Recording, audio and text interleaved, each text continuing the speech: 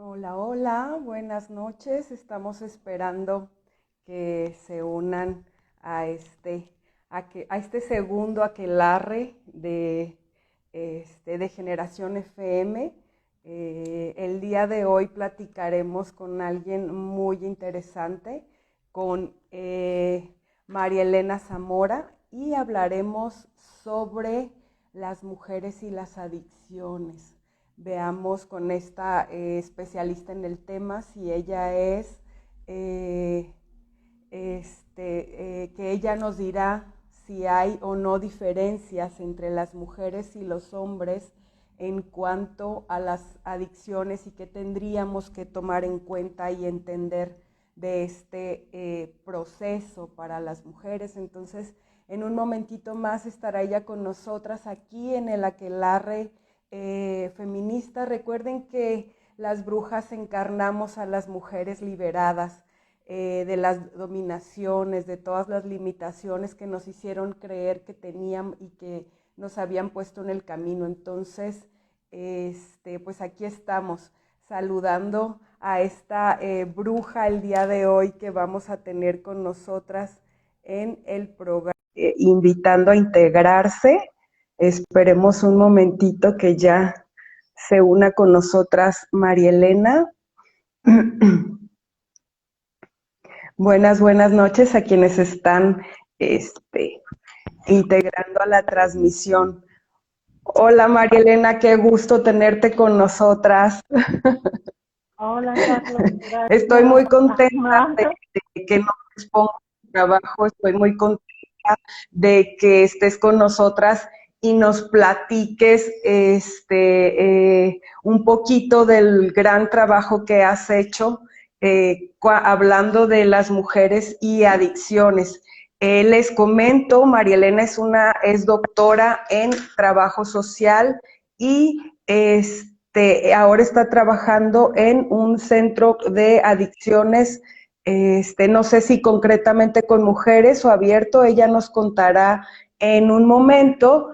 Y el tema de tesis de doctoral de María Elena, pues fue justamente sobre las mujeres y las adicciones. El tema específico fue trayectoria biográfica de las mujeres consumidoras de drogas bajo internamiento, rehabilitación y reinserción en sociofamiliar. Creo que María Elena tuvo un problemita por aquí. Déjenme otra vez mandarle solicitud. Y bueno, la idea de platicar el día de hoy, si ustedes quieren dejarle una preguntita por ahí en los comentarios, es hablar sobre la invisibilización que tenemos de las adicciones de las mujeres, si es diferente para las mujeres que para los hombres, la forma en la que se viven las adicciones, si se desarrollan más rápido. Hay estudios que dicen que tienen el doble de síndrome de abstinencia. Preguntarle a María Elena también si en el trabajo que ella hizo están diseñados los espacios, los tratamientos pensados para las mujeres con esta perspectiva de género, porque desde luego por los roles que nosotras desarrollamos, pues tenemos una forma diferente eh, de vivir y de transitar, ¿no? Aquí le estamos mandando de nuevo a María Elena la solicitud, creo que se nos cayó la brujita, aquí está de vuelta. Hola María Elena, buenas noches, ¿cómo estás? Bien, bien, pues muy contenta de participar acá contigo y compartir un poco lo que hemos trabajado en cuanto a la investigación.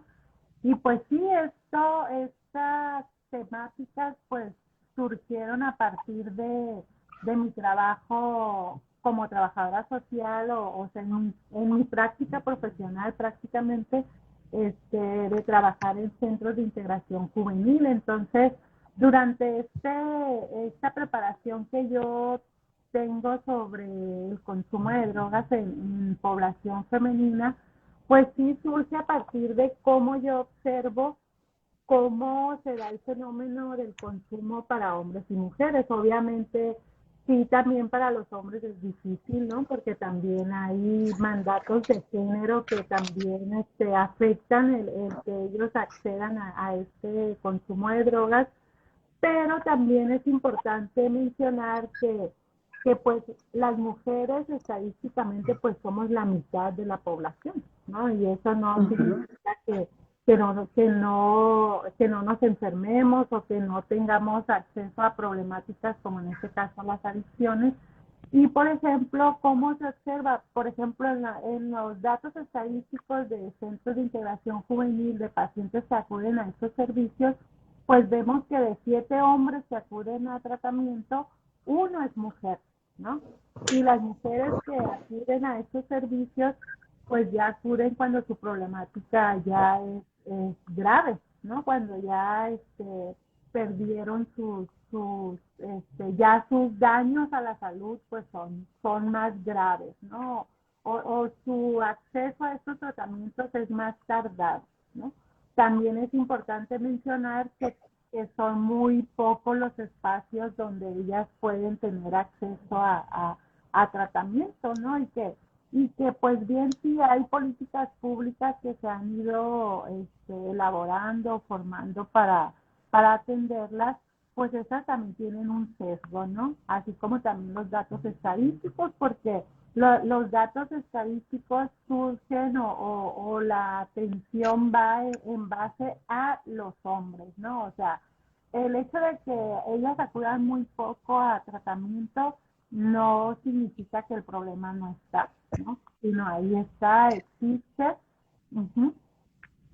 Sí, fíjate que recordaba que hablando, bueno, el trabajo de María Elena es en el contexto sinaloense y buscando específicamente en Culiacán, si buscábamos estos espacios de tratamiento para mujeres, son contados. No hablemos de cómo están funcionando cada uno de esos espacios, pero si para hombres había un montón de clínicas de rehabilitación, para las mujeres eran escasos, era como, justamente no queremos ver que también a nosotras nos atraviesan las adicciones y que asumo que desde lo que tú trabajaste, tú nos contarás ahora, cómo se diferencia, porque imagino que el estigma social para las mujeres está más marcado.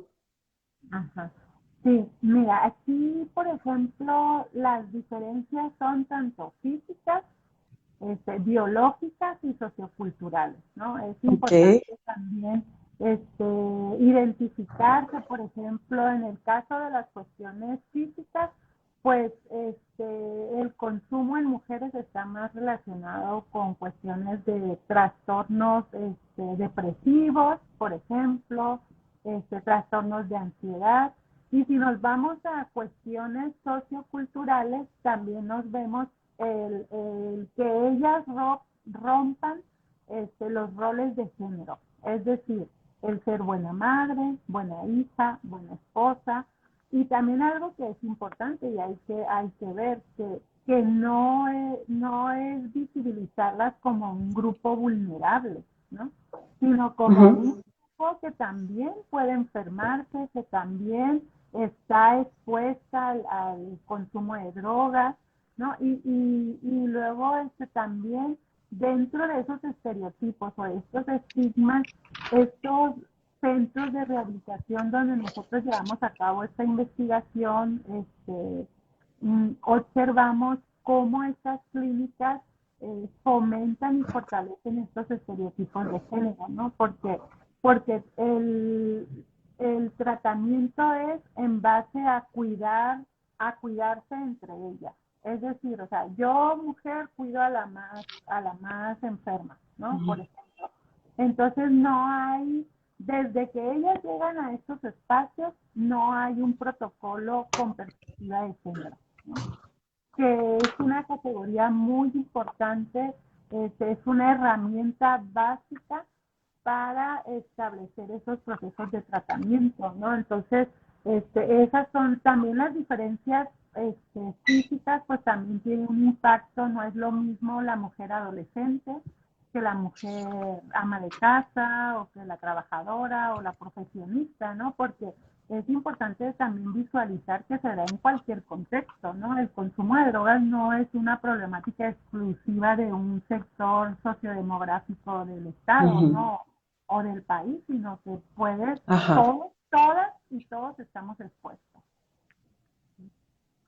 Fíjate que es bien interesante lo que dices respecto al trabajo de cuidados porque no me imagino, hablando de estas diferencias y de los roles culturales que nos asignaron, no me imagino que a los grupos de hombres los pongan a unos a cuidarlos, a cuidar a los otros o hacer, es decir, toda esta idea o toda esta concepción que tenemos de que es a nosotras a quien nos toca desempeñar el trabajo de cuidado de las y los otros, pues también está marcado aquí dentro de estos espacios de rehabilitación. Y yo leía hace un ratito que entre el 2011 y el 2017 el consumo, hablando de mujeres, el consumo de sustancias aumentó en un 205%. O sea, me parece tan alarmante y más alarmante que no hablemos al respecto porque si en mi cabeza yo antes hablaba, antes de conocerte y escuchar tu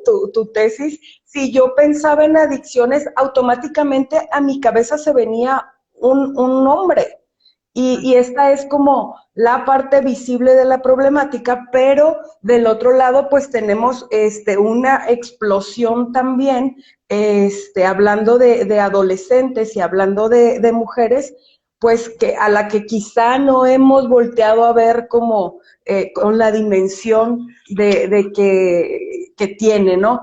Y quería preguntarte también si hay en estos grupos, si existe algún perfil en las mujeres consumidoras o al menos con las que tú trabajaste no sé, de edades o de raza o de etnia o de nivel socioeconómico, si es como más o menos una línea o de plano estamos todas atravesadas por esta problemática, ¿no?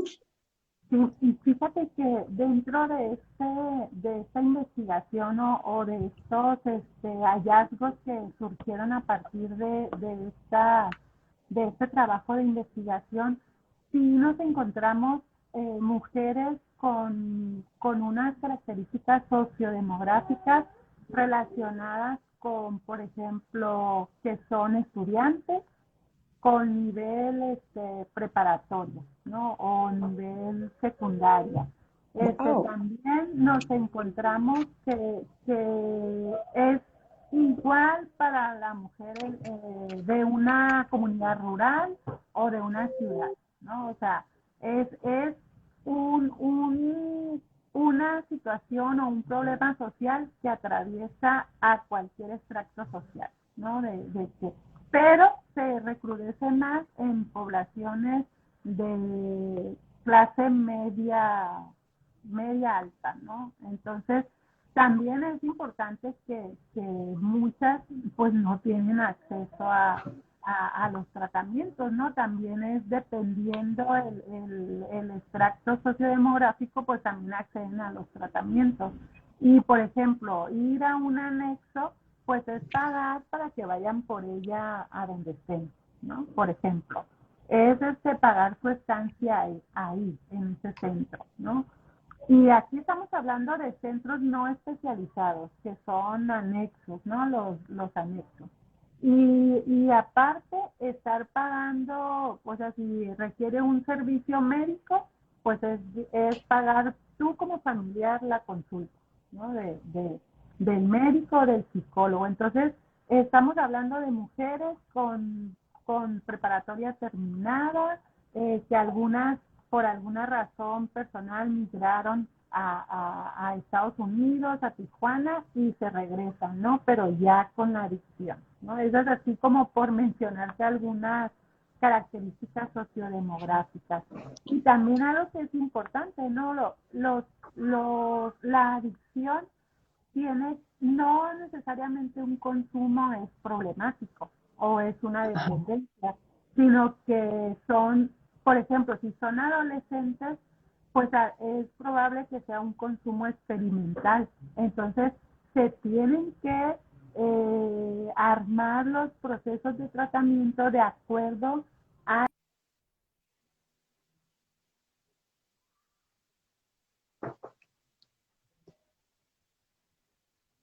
Tenemos otra vez. Ajá, te quedaste como congelada, María Elena, en algún momento y dejamos de escucharte.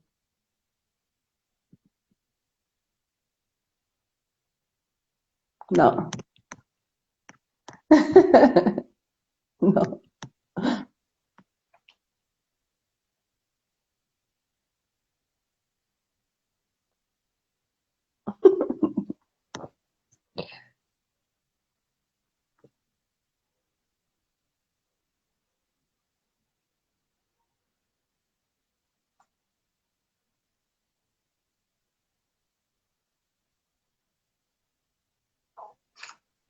Ahí ya te escuchamos. ¿Ya? Ok. Ya. Ok. Bueno, perdón. Estas Eso fallas pasa, de internet. así son, así son. No te preocupes, ya le estamos Entonces, aprendiendo además y quitando el miedo a que, bueno, eso pasa, así es la tecnología. sí, ya sé, ya me ha pasado.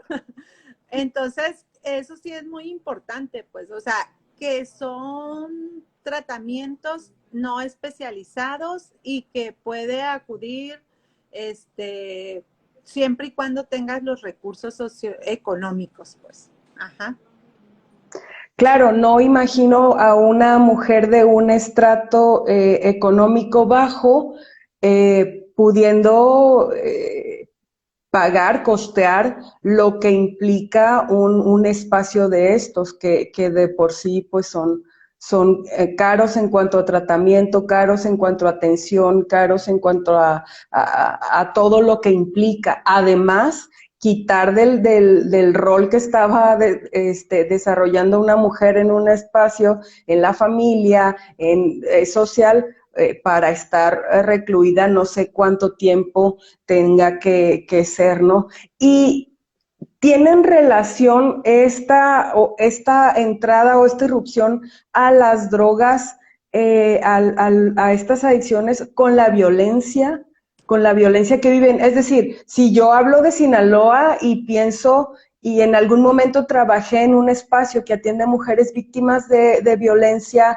en contexto de pareja, pues resulta que en muchos de los casos estaba presente el uso de alguna sustancia ilícita o del alcohol, por ejemplo. Entonces, no sé si tú hiciste como también ese match entre las violencias que viven estas mujeres en su contexto familiar y si se ponen en una situación todavía más vulnerable hablando de adicciones, ¿no? Sí, mira, algo de los hallazgos que surgieron en esta investigación es que, por ejemplo, estas mujeres son mujeres que sufrieron un tipo de violencia en alguna etapa de su vida. Y te estoy hablando de violencia sexual, de violencia física, de violencia psicológica, por ejemplo. Y esto, en el caso de la violencia de abuso sexual, fue un detonante o un factor de riesgo al consumo de drogas, ¿no? Y por tanto, también la violencia de pareja, es decir, relacionarse con parejas usuarias de sustancias, lo cual las llevó a ese consumo. Entonces, definitivamente la violencia es una categoría analítica dentro de esta problemática social de mujeres usuarias de drogas. O sea, al final de cuentas van en combo, pues en la mayoría de los casos, ¿no? Sí. Hablamos de este binomio violencia y adicciones. Y luego también la violencia institucional, ¿no? O sea, de que, por ejemplo, en este caso, los anexos, ellas llegan desde ser llevadas en contra de su voluntad, con lujo de violencia, ¿no? Principalmente, y sin tener el derecho a la información. Es decir, cuánto tiempo voy a estar ahí, cómo cuál va a ser, o sea, el derecho a cuál va a ser mi proceso, cuánto tiempo voy a estar y quién me está trayendo, cuándo voy a ver a mis familiares, ¿no? Por ejemplo.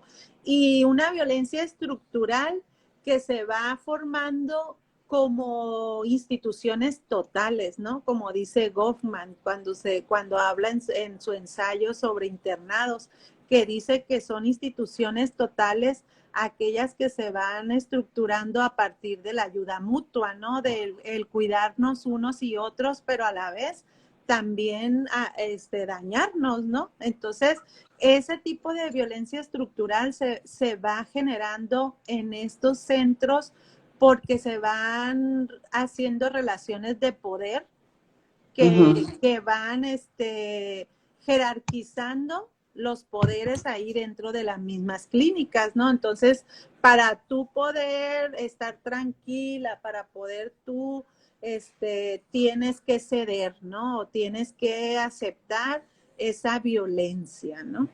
Entonces, Claro. sí son categorías que están atravesadas, más como factores de riesgo para las mujeres hacia el consumo, ¿no? El haber vivido, el haber experimentado una violencia. Y si seguimos hablando justamente de estas violencias, María Elena, el estigma social,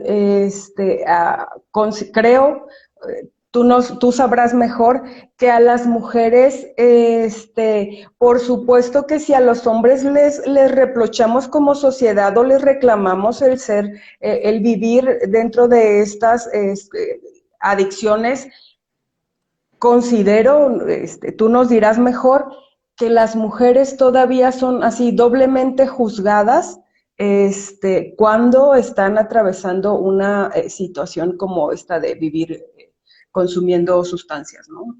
Sí, de hecho, el estigma social es muy marcado tanto en sus familias como en la misma institución donde ellas acuden a los servicios y en la sociedad, ¿no? Porque el estigma social, como justamente dice Goffman, ¿no?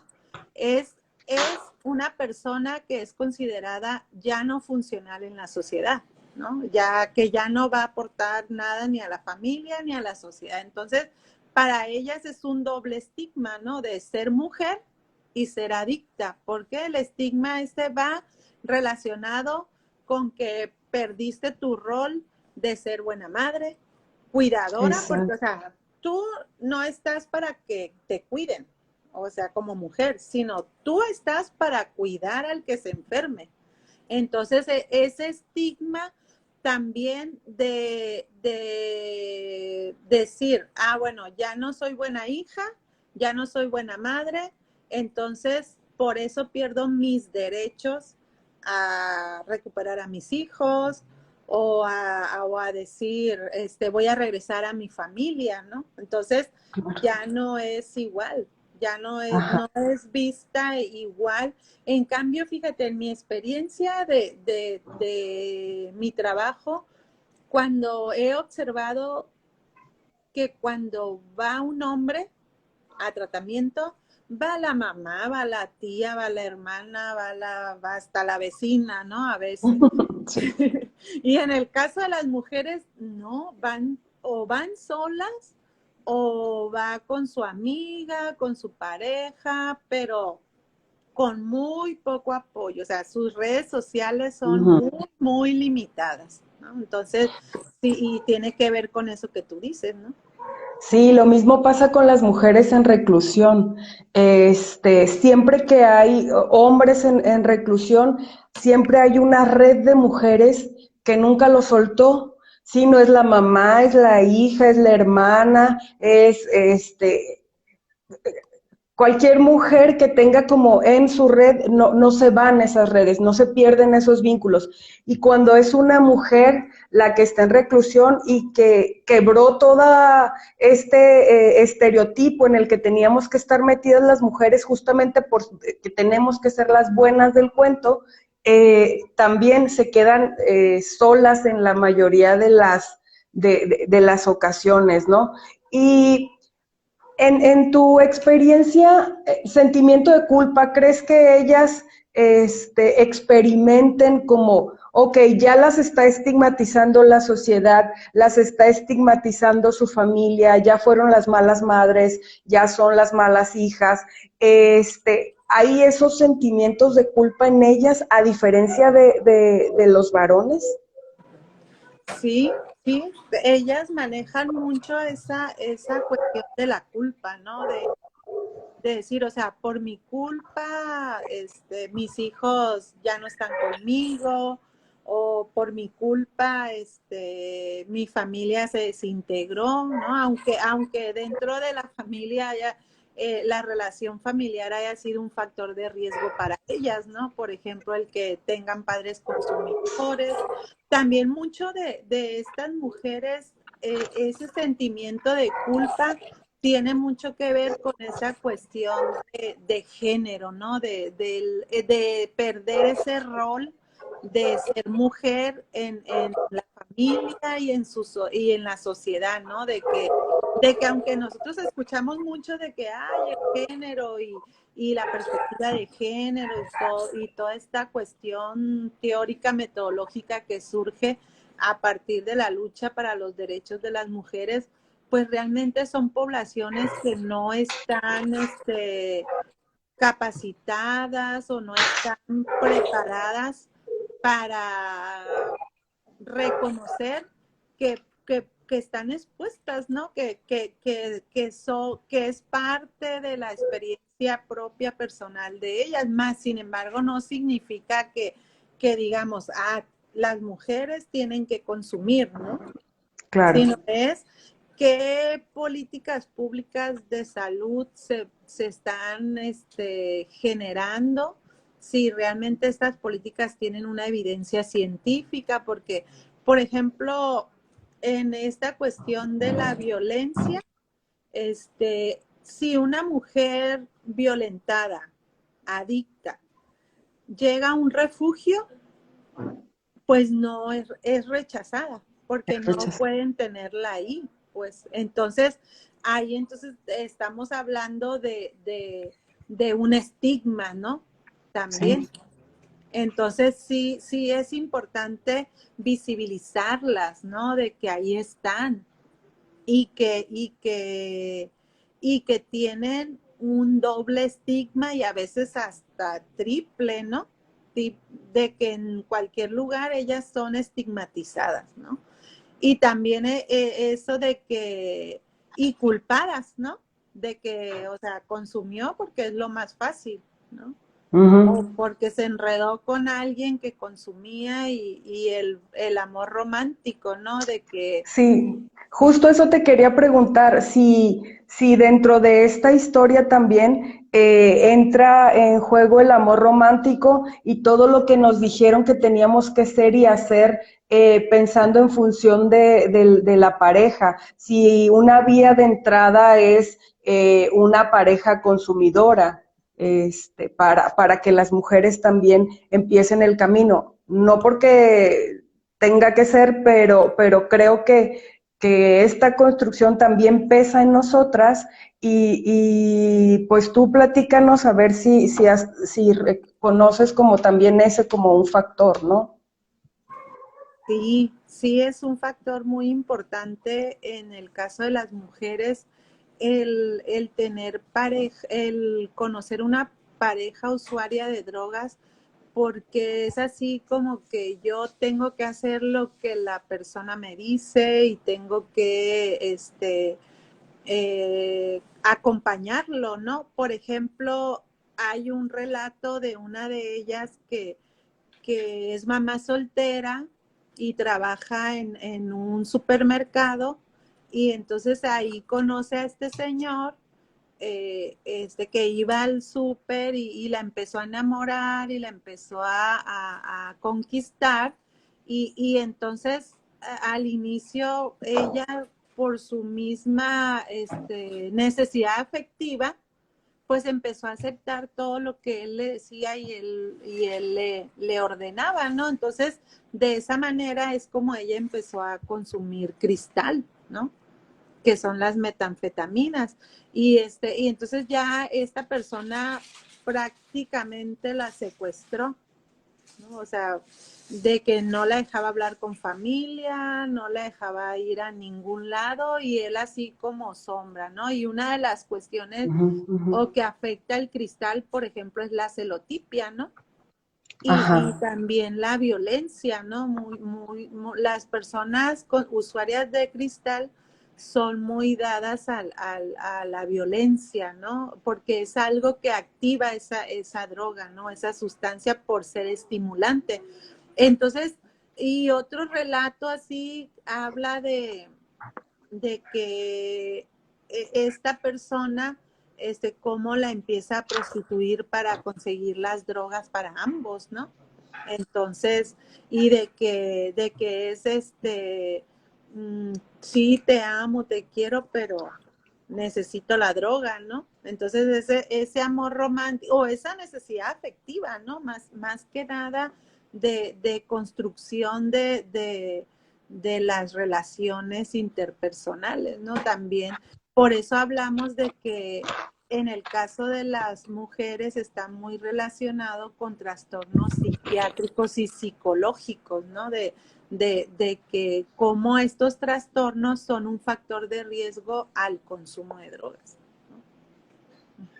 Finalmente, parece que el consumo de drogas es como la puntita del iceberg, ¿no? De toda una serie de problemas que hay y que van y repuntan ahí, y que mira, que eso es lo que estamos viendo. ¿Cuáles crees que sean los costos para las mujeres que son consumidoras? ¿Qué pasa con la familia? ¿Qué pasa con el entorno? Pareja, trabajo, ¿cuáles crees tú que sean como esos costos? Pues los costos son el perder sus derechos en la familia si tienen hijos, ¿no? De perder todos sus derechos hacia sus hijos, o sea, de que ellas no los educan, no los crían, pues, o sea, el derecho lo pierde y lo retoman los hermanos mayores o la mamá, ¿no? En este caso. Sí, O la pareja o el papá de los hijos, ¿no? O sea, es muy difícil que ellas recuperen ese rol, ¿no? De ser madres. Otro costo, pues es ellas, las redes familiares o la reinserción para ellas es difícil porque la reinserción en estas clínicas que son los anexos, la basan en el ser buena mujer, ¿no? Y el ser buena mujer es ser buena madre, ser buena hija, ser abnegada, estar limpia, o sea, limpiar la casa, pero nunca un empoderamiento a voy a estudiar, voy a tener un desarrollo sociolaboral, ¿no? Y luego estas clínicas se basan en el modelo de ayuda mutua, ¿no? De que, o sea, otra usuaria te comparte lo que ella vivió, ¿no? Entonces, ahí es donde surgen también las dinámicas estas de violencia en la estructura de las clínicas, pero es más difícil, muy difícil para las mujeres la reinserción sociofamiliar, ¿no? Muy difícil porque no hay confianza, ¿no? En ellas, por ejemplo. Y porque entonces al final de cuentas estos espacios como los anexos terminan siendo reproductores y reafirman los estereotipos de género en la mujer. Es decir, no estamos hablando de que, ay, voy a salir de ese espacio y además de limpiar mi cuerpo de alguna sustancia, no doy este paso hacia la autonomía, hacia la independencia, si no tengo, imagino yo, carga culpígena todavía, y entonces tengo que salir y ser más buena de lo que fui, ¿no? ¿Para qué? Para que me acepten de vuelta. Y había una escritora feminista, que ahora se me va el nombre, Misraí creo, que decía que la culpa era el mejor producto del patriarcado, para justamente mantenernos ahí en ese espacio de subordinación, y vemos cómo estos espacios pues al final no, en primera,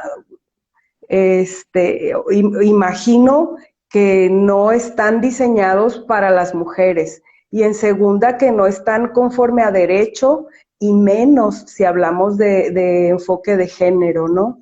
Entonces, ¿qué le faltaría? ¿Qué necesitamos? ¿Qué se necesita en esos espacios como para decir, bueno, pues si la brecha ya la tenemos bien grandota hablando de género, ¿cómo la vamos a cortar? ¿Cómo vamos a ser responsables con este grupo de mujeres que en este momento está en una situación vulnerable, y que además, si están como en el encierro, podríamos aprovechar justo para un montón de aprendizajes que no se están dando, ¿no?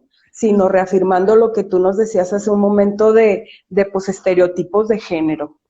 Sí, yo creo que algo que es muy importante es reconocer que es un problema de salud y que tiene que ser tratado de manera profesional, ¿no? Uh-huh. Y existen modelos como, por ejemplo, en centros de integración juvenil es el modelo biopsicosocial, ¿no? Es decir, hacer una intervención integral desde la atención profesional, ¿no? O sea, un apoyo multidisciplinar, es decir, psicología, medicina, trabajo social, más conjunto con las cuestiones espirituales, la activación física, lo sociolaboral.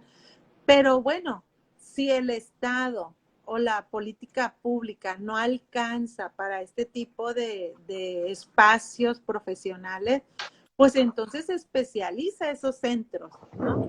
Especialízalos, capacítalos y aplica los derechos humanos, ¿no? La perspectiva de género, porque como tú decías al inicio, es claro y las estadísticas y los números lo dicen, hay un aumento considerable en el consumo de sustancias en mujeres. Y también algo que es importante, las drogas son un problema complejo. ¿Por qué? Porque cada día están saliendo nuevas sustancias, nuevas formas de consumo. Entonces es así como que una cadena, y es un problema de antaño, ¿no? De años. Entonces, lo que es real y que es cierto, o sea, si tienes tu estado, no puedes atender de tal manera, tienes estos espacios, pues entonces vigílalos, profesionalízalos y capacítalos, ¿no? Porque regúlalos, ¿no? Sobre todo porque yo pensaba en mi trabajo, por ejemplo, con mamás con hijos e hijas desaparecidas, y imagino una escena en la que llegan en una camioneta, no sabes quién, te agarran y te suben, en la voladora, le dicen en mi rancho, no sé si en todos lados. Así es. Pero, y luego, o sea, ¿qué pasó? ¿A dónde se la llevaron? No sabemos cómo ese momento, en este contexto histórico, cuando la desaparición forzada tiene un repunte impresionante, pues desde ahí estamos atentando contra los derechos humanos de estas personas, a quienes, como tú dices, hay que verlas como lo que son, tienen una enfermedad, hay un padecimiento, y son vidas que importan, ¿no? Y que hay que, pues, atender. Entonces, qué interesante todo lo que hemos estado platicando el día de hoy. De verdad que nos abres un panorama grandote. ¿Qué sigue? ¿Qué necesitamos como sociedad, nosotras y nosotros, para para esto? ¿Qué necesita el Estado? Ya hablabas de esta atención multidisciplinaria que se tiene que, pero ¿hay recursos? ¿No hay? ¿Cómo apoyo yo si sé que mi amiga está viviendo, lidiando con este monstruo de que tiene un montón de cabezas? Entonces, ¿cómo hacerle, no? ¿Para dónde le damos? Pues eso es lo primero, que como sociedad los tenemos que ver como seres humanos, o sea, tanto a hombres como a mujeres, o sea, Claro. de que son seres humanos merecedores de derechos, o sea, derecho a la salud, ¿no? Derecho al bienestar, derecho a la alimentación. Entonces, si como sociedad tenemos un amigo, un conocido o un familiar, ¿qué hacemos? Ah, pues la voladora, ¿no? Hay que ser conscientes que es un problema que afecta a todo el entorno, o sea, al entorno inmediato, que es la familia, y a los espacios donde él interactúa, o sea, en la escuela, en el trabajo. Entonces, yo creo que todos tenemos que ser sensibles y tener empatía, ¿no? Empatía hacia esas problemáticas, hacia esas mujeres, en este caso, usuarias de sustancias, y que son seres humanos, ¿no? Que son seres humanos que merecen que si llegan a un hospital, a urgencias, con una sobredosis, merecen ser tratadas con dignidad, ¿no? No decir, ah, Con sí, dignidad. ya llegó otra vez, o sea, ay, sí, ponle el suerito y que se vaya, ¿no? Sino también hacer esa integración interinstitucional, ¿no? O sea, ¿a dónde puedo enviarla? Y luego también hay un imaginario social que piensa que las personas adictas jamás se van a recuperar, ¿no? Entonces llegan a los servicios de atención y dicen, ah, ya, o sea, dale la pastillita, al rato va a volver, ¿no? Entonces ahí ya estamos viendo, ya les estamos negando el derecho a tener una salud integral.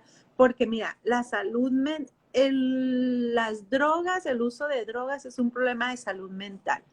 Y de hecho esta pandemia nos está mostrando cómo hay brechas para la atención de la salud mental. O sea, ¿de qué sirve que le des más peso a lo farmacológico si lo social es ahí donde consume, o si lo psicológico, o si lo psiquiátrico? Entonces, todo es integral. Entonces, yo creo que el Estado tiene una deuda con estas poblaciones, ¿no? De mujeres usuarias de sustancias y de hombres, ¿no? Pero principalmente con las mujeres. O sea, las tenemos que ver, las tenemos que observar, que son seres humanos y que cualquiera, nuestras hijas, nuestras sobrinas, nuestras amigas, nuestras vecinas, podemos estar expuestas, ¿no? Entonces, ¿cuántas veces nos preguntamos, o sea, qué pasa con esa niña que deja la escuela, ¿no? ¿Qué pasa con esa niña? O sea, como este fenómeno, a veces así yo me he puesto a analizar qué pasa con esas niñas que de 16, 14 años que desaparecen, se llena la alerta de género y la alerta de Amber y regresan. Entonces, ¿qué hay ahí? O sea, ¿qué hay con esas niñas? ¿Quién las atiende? Por ejemplo, algo que también observé en estas clínicas es que, por ejemplo, a las niñas adolescentes menores de edad que son rebeldes, las meten a esos anexos porque son ingobernables, esa es la palabra, ingobernables, ¿no? Entonces, como me decía una de las muchachas que tiene más años consumiendo, que decía, ¿cómo voy a compartirle en tribuna a esas niñas todo lo que yo he vivido? O sea, todo lo que yo he pasado por consumir drogas. Yo eso no lo quiero compartir con ellas. Entonces, ¿qué pasa en esos lugares? ¿Qué pasa con la política pública que no tiene capacidad para atender de manera diferenciada a las adolescentes, a las amas de casa, a las mujeres indígenas, porque también hay que ver esa parte, ¿no? La cuestión de género, raza, sexo, Exacto. entonces, sí, no hay que perder eso. Claro, desde este enfoque interseccional que debemos atender, ¿no? Además de hablar de esta perspectiva de género, bueno, situarnos en esto que tiene que ver con lo interseccional. ¿Por qué? Pues porque nos atraviesan diferentes las condiciones a las mujeres. No es lo mismo una mujer blanca de una clase social o de un nivel económico alto a una mujer que consume drogas, que es indígena y que es de un estrato económico bajo, por poner un ejemplo, ¿no? Entonces, pues mucho trabajo, mucho que hacer. Me gustó mucho platicar contigo el día de hoy y quitar un poquito del estigma, porque es muy complejo para quienes no lo vivimos y estar desde fuera, y es muy fácil hacer un juicio de valor cuando no conocemos ni la historia, ni lo que lo provocó, ni por qué llegó, ni cómo llegó, y entonces hacemos como estos juicios morales y decimos, pues si pudiste entrar, salte, ¿no? Ah, Porque tú sí, te lo buscaste. sí, Entonces, como sociedad, pues nos toca concientizarnos de que estos problemas son sociales y que también nos toca un poquito comprender o tratar de ponernos como en los zapatos de la otra y de procurar, en lugar de juzgar, pues poner un granito de arena, ¿no? A lo mejor yo no sé qué hacer, pero conozco a una persona, conozco a María Elena, y María Elena sabe por qué caminito seguir, o tengo otra amiga que es especialista en adicciones, y ahí vamos encontrándole, mira, por aquí dale, por aquí vamos, y hacer como este acompañamiento solidario que necesitamos hacer entre nosotras, las mujeres, porque necesitamos redes fuertes, no hay otra forma que no que sea esta. claro. Te agradezco mucho, María Elena, el darnos tu atención y compartirnos tus conocimientos el día de hoy. Yo no sé si quieras decir algo ya para cerrar. No, pues muchas gracias por el espacio y yo creo que estos espacios nos permiten esto, ¿no? Visualizar las problemáticas que enfrentamos las mujeres, ¿no? De que también hay que hacerlas visibles, hay que mostrarlas, y como cuando yo, por ejemplo, escuché los relatos de ellas, cuando yo me salía, era imposible como investigadora no conmoverme, ¿no? O sea, yo salía, me subía a mi carro y tenía que llorar porque decía yo, ¿cómo aguanta? O sea, ¿cómo aguantó todo lo que vivió? O sea, ya empecé a ver mi vida como que, o sea, ay, no, yo no he sufrido nada, ¿no? A comparación de estas experiencias. Entonces, yo creo que ahí también tiene que entrar la parte humana, ¿no? En las políticas, en el Estado, en las instituciones, en los colectivos de mujeres, como yo veía a las compañeras que invitaste el viernes pasado. O sea, sí, o sea, el feminismo nos ayuda a esto, ¿no? A ver las problemáticas de nosotras, y no en base a los hombres, ¿no? O sea, sí, los hombres también tienen sus mandatos, tienen sus problemáticas, pero también estamos las mujeres, ¿no? También necesitamos esas políticas, esas atención, ¿no? Y pues muchas gracias. Y la verdad es que no puedo participar contigo, Carla, y pues andamos ahí en el camino, ¿no?